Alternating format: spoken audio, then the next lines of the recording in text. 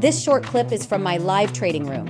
You can engage directly with my fabulous team and me at LaDucTrading.com for all our research and trades. Or for just my daily live streams, you can access via YouTube memberships. All links are in the description. Yesterday, last night, whatever, I did a post, client post. Been in a writing mood lately until the bulk of earnings season comes right at my forehead and I am absorbed into the onslaught of earnings. But right now, we're still in that ceasefire period and a lot's going on underneath the surface, both in the highs of the stock market, also in the buildup of the war footing. I'll be writing about that this afternoon, specifically as it relates to Iran and China as another target that Trump wants to have submit. Anyway, what I wrote yesterday was more focused on the rally. So after the squeeze is the title. Basically, this particular V-shaped, I have written about this, talked about this, policy intervention V-shaped rally is in full view. And we had a policy intervention headline of the ceasefire on Wednesday, April 8th. Even before that, it looked bullish, but we needed to get above some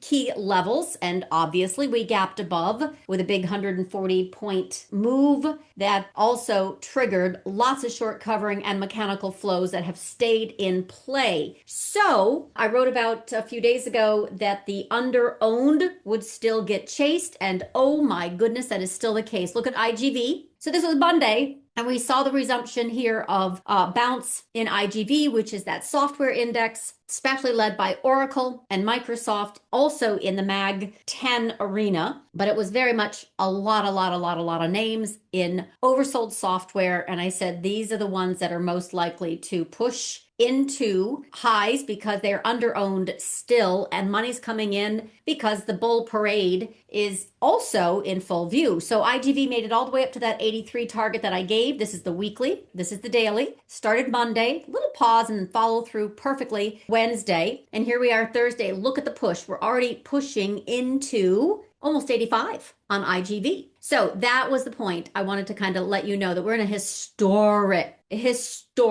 V-shaped rally. So Warren did a piece here that says last 10 days have been unlike any 10-day period in the market since 1950. The S&P is up 10% in 10 days, which is the 99.7th percentile of all 10-day returns. All right, so some of this, as I expressed over the past few days, is an if-then scenario. Even though I can see the mechanical buying, Jason can see the mechanical buying. We know short covering is coming into view. We know the consensus Wall Street bulls are on parade every single day. We've got intervention by Trump, intervention by Besant. The only one that's not partying really, or I should say drinking the Kool-Aid, is Fed Powell. But the market's still anticipating Warsh getting approved as Fed chair, even though I think there's going to be a little hiccup there in the immediate near term. But the point is he'll eventually show up. And then we have more Fed easing, which is also starting to get priced in. Anyway, long story short, the if then for the upside had a lot to do with some technical plays, which was to say in the E-minis, the ES, had this on a 2-hour chart that I showed, this left shoulder, head, right shoulder. This was before the ceasefire announcement and headline. I said we need to get above this resistance in order to move higher into 70.61. I swagged it and said, well, this was always there, but I said this area or 7,100 for ES. We are, obviously yesterday we tagged, it's a measured move of given of 66.55 breakout, 66.66. I said that is easy to remember. We did gap and go and we're right at that 70.61. I had also given the RTY, the E-mini Russell 2000 index futures. We needed to get above, this is the same, by the way, ceasefire headline, but we needed to get above this 2600 in order, and you can kind of see a head and shoulders for the E-mini on a 2-hour. But the point is, this was the level that I gave, 27.22, and we also hit it yesterday. So we hit both of those targets yesterday. The difference is breadth has started to come up off the ground. This is my cumulative new high, new low for the Russell. You can see it coming in. You can also see Fed liquidity that has been coming up the whole month of April, and now we're above the zero mark. That means market is likely to chase, and I did say chase the underowned in particular, and oh my God, it's been a field day. Anyway, this is also helping, and as the macro trigger for the reason, I think for the season, is the dollar. So this had been grinding higher again. This is the dollar on a 2-hour, just like I showed you the ES and the RTY on a 2-hour. And then I said, if we break here, boom, boom, this trend line, then I can see we could come down to 99, 98.77, all the way down to 98. And that would be bullish, obviously, for the market. That was a ceasefire headline right here. By the way, the dollar had already started to roll and break this trend line, which is kind of interesting, almost as if they knew. They kind of knew. Anyway, the long story short is we are starting to get a little bit of support here at that 98 level, but that has also come into view. So you've got this move into all-time highs. Now I'm showing you the futures just because I do every morning, but that's exactly the price targets that I gave you. And we can get above, but we also have to consider the fact that this 7,000, which was a call wall, they're now chasing, literally chasing to get above it. In other words, they're rolling their calls above. So we now have 7,100. In other words, yesterday we broke the call wall.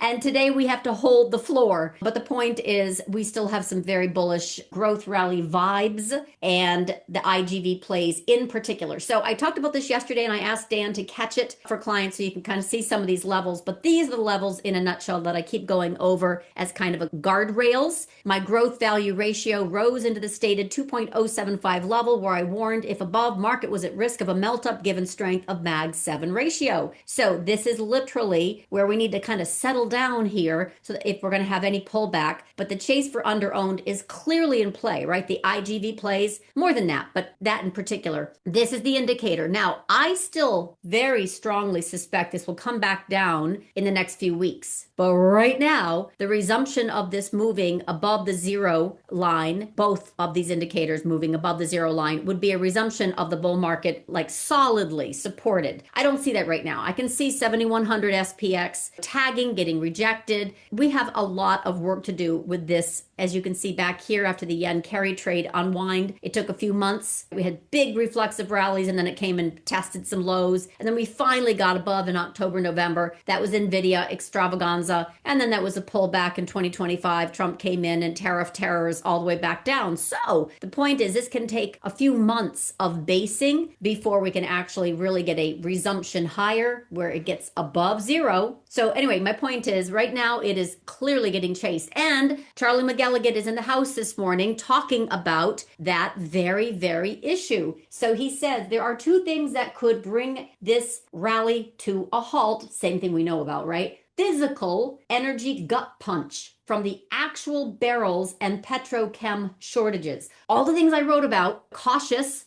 because the reality is just not priced in. And what is priced in is this kind of stuff, which I know it's hard to understand, some of this quant stuff, but investors, they have just started wading back into the stock market. You got a lot of mechanical, you got a lot of short covering, that right tail risk, but this is actually all the fund flows and such. They're scrambling. Big tech was down the most, so that was the one that rose. We've had massive outperformance in MAG 7 plays. Apple has been the laggard, which is the one that I said yesterday. It's still a laggard at 260. It's going to move higher because it's the laggard.